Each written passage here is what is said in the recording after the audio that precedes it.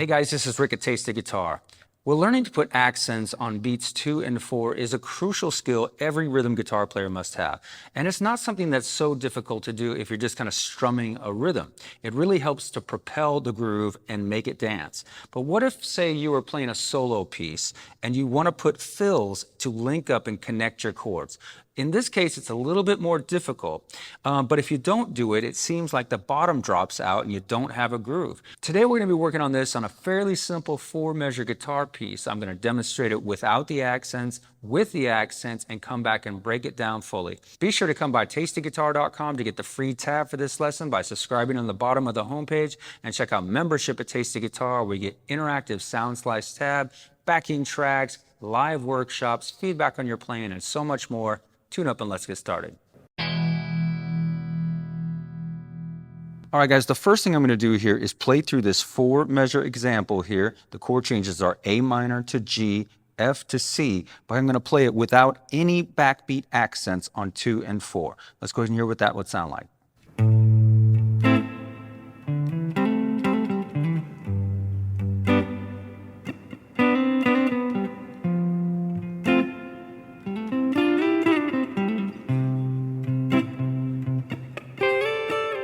All right, now that is fine, and that could work in a situation where you're playing with a drummer who is really giving you that backbeat.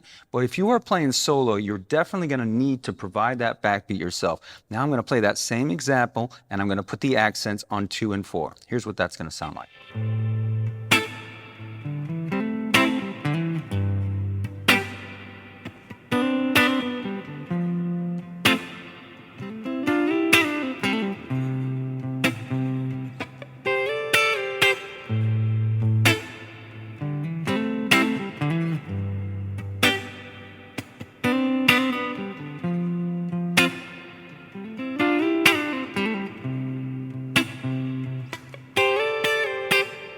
All right, so as you can tell, pretty huge difference between with or without those accents on the backbeat. Now I'll go ahead and break this down for you and kind of show you exactly where to put those.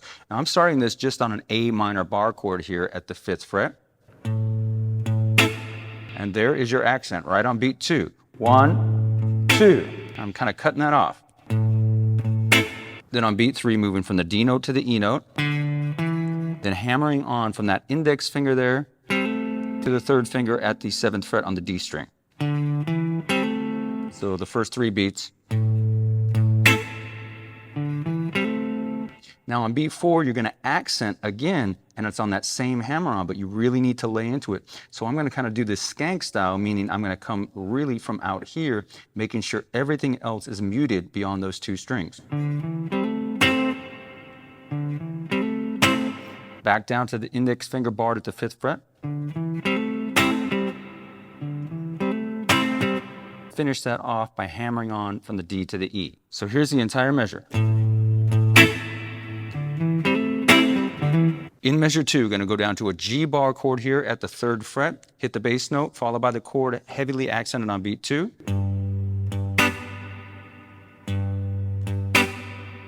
On beat 3, couple scratches, followed by this shape right here, hammered on to the 5th fret on the G string. Again. On beat 4, same thing there, that little hammer on from the 4th to the 5th fret, but this time heavily accented, followed by the B note and the G note at the 5th fret on the D string.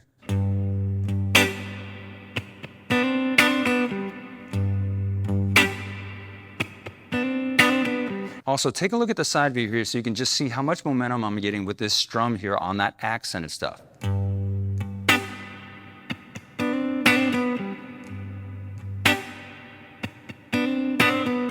All right, 3rd measure, moving to an F major chord. I'm using the C shape right there. And same thing here, same rhythmic figure, bass note followed by a heavily accented chord on beat 2.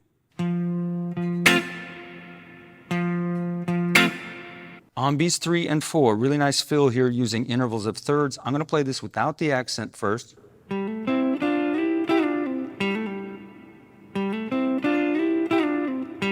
Started by hammering on that 5th to the 7th fret. 1st finger bar to the 5th fret, sliding up there to the 7th and 8th fret. And here's where the accent is going to come Right there, hitting that same interval, sliding down a whole step. You really got to make sure everything else around it is muted. Back down to the 5th fret.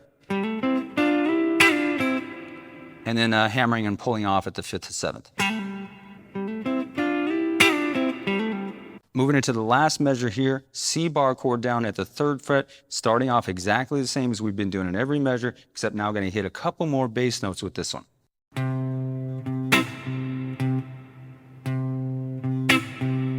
And then finishing this off on beats 3 and 4, a couple scratches, sliding that index finger across the top 2 strings up to the 10th fret, accented on beat 4, slide back down to the 8th fret.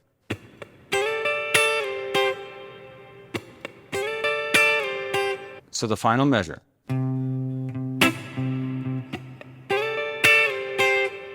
Again. And there you have it. Let's do the entire progression again really slow.